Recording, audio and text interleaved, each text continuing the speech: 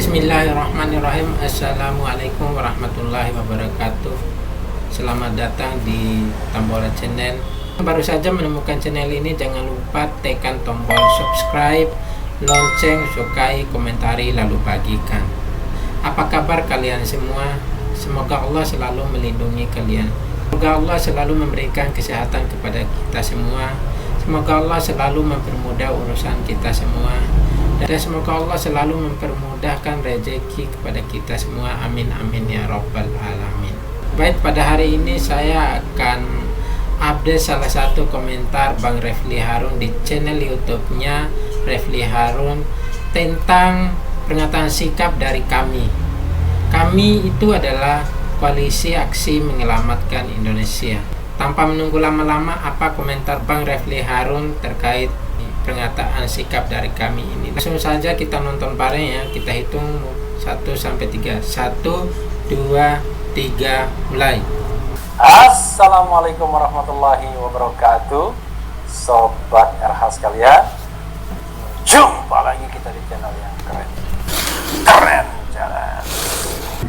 Coba kita lihat apa yang ingin dikatakan oleh kami ya, sebagaimana dilansir oleh Republik Merdeka Online.id. Radikalis neokomunis, liberalis, dan kalangan skolarisme disebut mendapat angin kebebasan untuk menekan Islam selama 2 periode pemerintahan Presiden Joko Widodo. Padahal selama ini umat Islam di Indonesia dengan berbagai ormasnya dikenal moderat dan sangat toleran. Umat Islam di Indonesia telah mengemban amanah ajaran Islam yang rahmatan lil alamin sehingga tidak menimbulkan ketakutan pada umat lain. Demikian disampaikan Presidium Koalisi Aksi Menyelamatkan Indonesia kami Jawa Barat, Syafril Sobian, dalam melihat dinamika nasional yang belakangan ini terjadi. Baru di zaman rezim Jokowi berkuasa, ada buzzer, influencer, dan beberapa menteri terpapar sekularisme dan neokomunisme serta dibiayai oleh para kapitalis. Mereka sebarkan hoax dibiayai oleh kapitalis ya terhadap Islam serta berbagai kebijakan tentang azan, pendidikan PAUD, pesantren yang distigma sebagai bibit terorisme, kata Syafril Sobian dalam keterangan tertulisnya kepada kantor berita politik RMOL. Para pihak tersebut, kata dia, memanfaatkan ketakutan di kalangan Barat dan Cina serta dan ketakutan kalangan minoritas di Indonesia tentang kebangkitan Islam garis keras di Indonesia. Mereka takuti bahwa jika Islam garis keras akan berkuasa, Indonesia nasibnya akan seperti Suriah dan Afghanistan. Ini diciptakan untuk mempertahankan kekuasaan dengan dukungan negara Barat dan Cina komunis, tegasnya. Belum lagi soal adanya daftar ulama yang dianggap radikal tidak diperbolehkan ceramah di masjid-masjid, departemen pemerintah dan BUMN yang sempat membuat heboh beberapa waktu lalu. Atas dasar itu kami lintas provinsi menyatakan beberapa sikap yang ditujukan kepada Presiden Joko Widodo. Pertama, meminta pemerintah Jokowi menghentikan rekayasa menyerang, melemahkan, dan akan menghancurkan umat Islam. Kedua, meminta Presiden Jokowi menindak tegas para pejabat, penceramah, rektor, buzzer, influencer, dan pihak-pihak lainnya yang terus menyebarkan Islamofobia dengan anti terhadap Islam, Al-Quran, Nabi Muhammad, ulama, pakaian muslim, apalagi mengaitkan Islam dengan radikalisme, terorisme, intoleransi, dan hal-hal negatif lainnya. Jika Jokowi sebagai presiden tidak sanggup mengatasi hal tersebut, sebaiknya mundur dari jabatannya, lanjut Syafril. Luar biasa. Ketiga, kami lintas provinsi meminta pemerintah Indonesia, DPR, dan DPD bertindak proaktif merealisasikan kesepakatan sidang umum PBB tentang penetapan Hari Internasional Melawan Islamofobia tersebut dengan segera meratifikasi dan menyusun RUU untuk melawan Islamofobia. Keempat, pemerintah harus menindak tegas dan menangkap setiap orang yang menghina Islam, termasuk ulama dan pemeluknya, seperti yang dilakukan Rektor ITK Profesor Budi Santoso, harus diberhentikan secara tidak hormat dan dipidanakan, tutur Syafril. Terakhir, kami lintas provinsi meminta setiap ormas Islam, terutama MUI, segera membentuk badan khusus melawan Islamofobia. Ya, Sobat era sekalian ya, itu tadi pernyataan dari kami Koalisi Aksi Menyelamatkan Indonesia, tapi ini kami lintas provinsi ya, yang diwakili oleh koordinator kami Jawa Barat Safril Sovia. Ya, ini pernyataan dari kami Jawa Barat ya, yang meminta Presiden Jokowi ya paling tidak, kalau bahasanya kan luar biasa, menghancurkan kelompok-kelompok yang dianggap Islamofobia, anti-Islam. Tapi barangkali ya, kalau saya mau ulas adalah yang menghentikan olok-olok terhadap kelompok-kelompok agama ya. Jangan dijadikan agama sebagai olok-olok, tapi sebaiknya respect each other, saling menghargai ya, dan tentu saling menghormati antar sesama pemeluk agama dan keyakinan, termasuk juga stream di dalam agama itu sendiri yang mungkin berbeda-beda ya.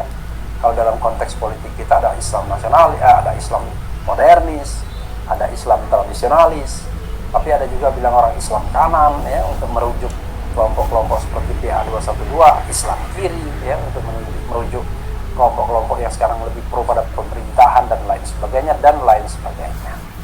Karena itu yang paling penting adalah bagaimana menjaga demokrasi dan toleransi ya. Jadi sobat era sekalian, toleransi itu tidak hanya jadi pengertian toleransi itu bukan menyeragamkan, tapi juga menghormati ya kelompok-kelompok yang berpikir lain sepanjang dalam boundary ya. Jadi boundary kita apa? Tetap NKRI ya, tetap dalam bingkai Negara Kesatuan Republik Indonesia, itu boundary kita.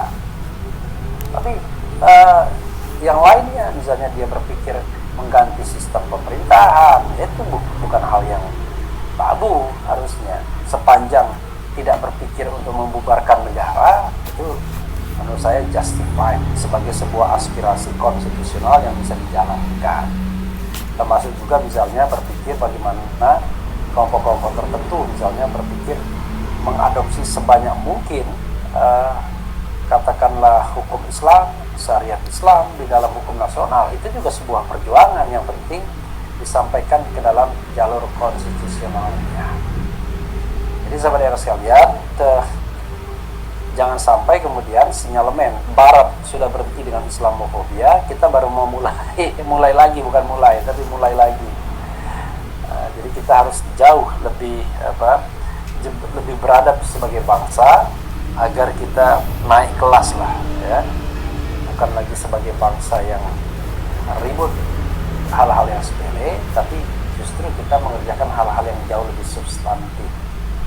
Presiden Jokowi harus memberikan contoh pada masa akhir pemerintahannya bahwa dia bukan presiden yang dikenal sebagai presiden anti-Islam.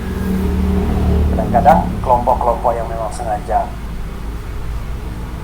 anti kelompok-kelompok Islam misalnya, ya terus mengagung-agungkan Presiden Jokowi sebagai kepala negara yang toleran, yang berani melawan radikalisme dan lain sebagainya. Loh, Presiden kok melawan radikalisme ya? Presiden itu mengayomi semua kelompok dalam masyarakat ya, yang dilawan itu kalau ada intervensi asing. Jadi kalau warga negaranya sendiri, ya dia harus bersifat mengayomi dalam batas-batas boundary demokrasi ya.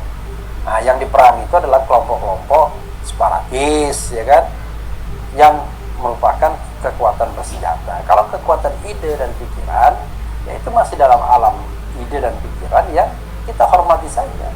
Rocky Gerung pernah mengatakan, saya ingin mendirikan negara Islam katanya, karena saya sudah membaca secara filsafat katanya lebih efektif untuk mencapai keadilan dengan Islam.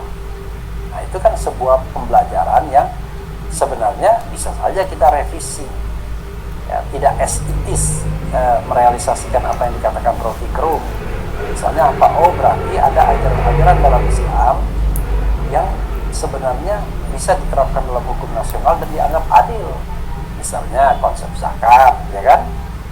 Nah, konsep zakat itu barangkali bisa terus dikembangkan sehingga menjadi sebuah kekuatan nasional, kekuatan umat untuk membangun bangsa dan negara.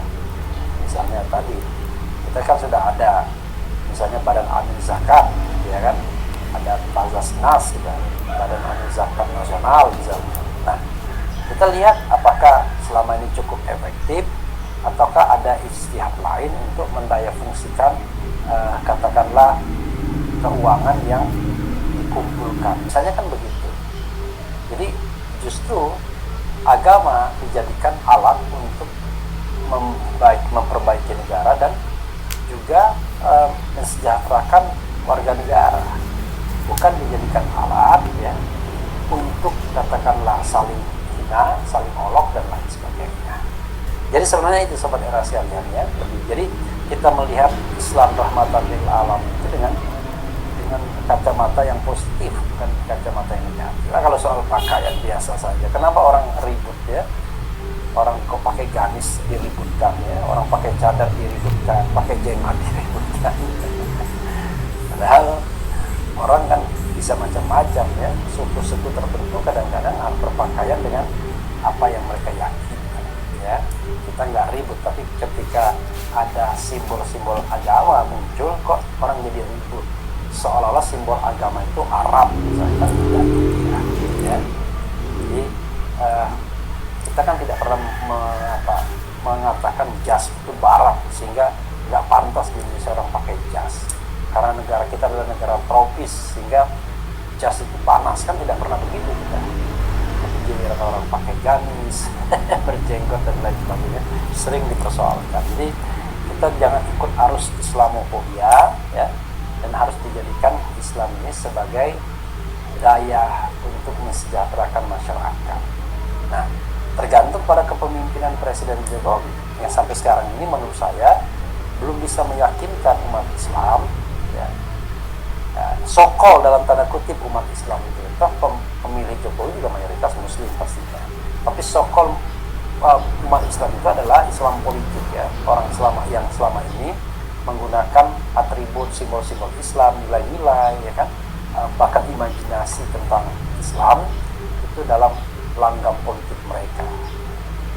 Itu yang sebenarnya belum bisa diyakinkan Presiden Jokowi bahwa Presiden Jokowi adalah presiden yang truly pluralis ya, benar-benar yang suaranya yang pluralis, bukan presiden kelompok tertentu, presiden para relawan, presiden orang-orang yang hanya mengendorse dan kemudian menegasikan sebagian besar warga negaranya karena pandangan dan perbedaan politik yang menurut banyak orang mengatakan ya harusnya tidak perlu dipermasalahkan.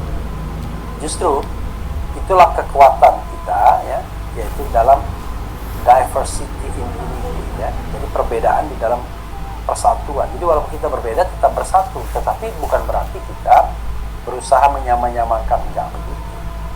Jadi diversity-nya itu tetap dipertahankan, sementara boundary batasnya bingkainya adalah NKRI. Sepanjang bingkainya tetap NKRI ya kita sepakat saja. Karena dalam NKRI itu perjuangannya harus konstitusionalis ya, perjuangannya dalam bingkai konstitusi ya, berdasarkan hukum dan peraturan yang berlaku. Demikian komentar Bang Refli Harun terkait dengan pernyataan sikap dari Koalisi Aksi Menyelamatkan Indonesia. Sebelum saya akhiri, jangan lupa tekan tombol subscribe, tombol lonceng, sukai, komentari, lalu bagikan. Demikian wabillahi taufiq wal hidayah. Wassalamualaikum warahmatullahi wabarakatuh.